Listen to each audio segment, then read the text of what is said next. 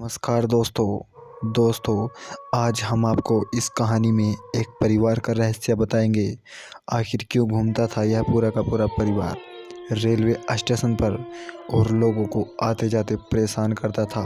तो चलिए बढ़ते हैं आज की कहानी की ओर।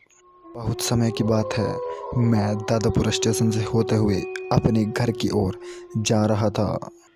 मैं स्टेशन पर पहुंचा और टिकट लेने के लिए लाइन में खड़ा ही था। कुछ देर बाद मैंने टिकट लिया और मैं एक सीट पर जाकर बैठ गया। मेरी ट्रेन करीब रात के 8 बजे थी। मैं एक खाली बेंच पर बैठा हुआ था। मैं सोच ही रहा था कि कहीं मेरी ट्रेन लेट ना हो जाए, लेकिन तभी अनाउंस हुआ कि ट्रेन अपने निर्धारित समय से आधा घंटा लेट चल रही है। और मैं इंतज़ार करने लगा। स्टेशन पर एक दो कर्मचारी और एक दो पैसेंजर बैठे हुए थे। बाकी पूरा का पूरा स्टेशन सुनसान जैसा लग रहा था, मानो वहाँ कोई भूकंप आया हो। दूर दूर तक कोई भी आदमी दिखाई नहीं दे रहा था। एक दो जो आदमी थे वो अपने काम में लगे हुए थे। जैसे बड़े बड़े स्टेशनों पर चहल पहल होती थी, उस स्टेशन पर कुछ नहीं था। 2-4 लाइटें जल रही थी और बाकी की बंद थी। आगे जाकर मैंने देखा तो पूरा का पूरा स्टेशन अंधेरे से घिरा हुआ था। फिर मैं वापस आकर अपनी सीट पर बैठ गया। मैं गाड़ी का इंतज़ार कर ही रहा था कि अचानक से मेरे पास एक औरत आई और मुझे बोलने लगी, तुम्हारे पास कुछ खाने के लिए है क्या? एकदम से मैं डर गया था। मैंने उसे मना कर दिया और वो वहाँ से चली गई। तभी कुछ देर बाद एक छोटा सा बच्चा मेरे पास आया और मुझसे भीख मांगने लगा, 1-2 रुपया दे दो, मुझे भूख लगी है, मुझे कुछ खाना है।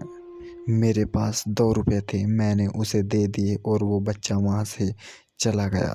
उसके बाद जो मैंने देखा, फिर तो मेरी सांसें ही थम गई। मैंने देखा कि जो औरत मेरे पास आई थी वो स्टेशन में बाल खुले करके घूम रही है। और तभी ट्रेन पीछे से बहुत तेज़ी से आई। वह लड़की भी उस ट्रेन के आगे कूद पड़ी। लेकिन हैरानी वाली बात तो यह है कि उस औरत को कुछ नहीं हुआ और ट्रेन स्पीड से आगे निकल गई। मैं डरता डरता वहाँ से खड़ा होकर अधिकारियों के पास जाकर खड़ा हो गया। मैं सोच ही रहा था कि जल्दी से मेरी ट्रेन आ जाए, मैं यहाँ से निकलूँ।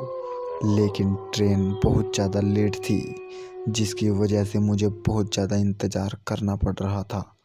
मैंने वहाँ के एक सफाई कर्मचारी से यह घटना के बारे में बताया तो उसने बताया कि यहाँ एक परिवार आत्महत्या करके मर गया था, जिसकी वजह से उनकी आत्माएं यहाँ भटकती रहती है और अक्सर लोगों को परेशान करती रहती है। उसकी बात सुनकर मैं और भी ज़्यादा डरने लगा। मैं उस स्टेशन से धीरे धीरे निकलकर बस स्टैंड पहुंच गया। जैसे तैसे करके मैं उस स्टेशन से वापस तो आ गया। मैं स्टेशन के बाहर ही खड़ा था, तभी अनाउंस हुआ कि जिस ट्रेन में मैं जाने वाला था वह ट्रेन प्लेटफॉर्म तक पहुंच चुकी है। मैं वापस दौड़ने लगा। जब तक मैं जाता तब तक वह ट्रेन जा चुकी थी। मैं वहां से जान बचाते हुए बस स्टैंड की ओर बढ़ने लगा। मैंने रिक्शा पकड़ी और मैं बस स्टैंड पहुंच गया। जहां मुझे जाना था वहां की बस एकदम तैयार थी, मानो मेरे लिए ही रुकी हो। जब तक मैं अपने घर नहीं पहुंचा तब तक मेरी जान में जान नहीं आई। जब मैं अपने घर पहुंच गया तो मुझे बहुत ही सुकून मिला। लेकिन उस वाक़या को मैं करीब 4 से 5 दिन तक, रात या दिन हो या रात हो, कभी नहीं भूल पाया।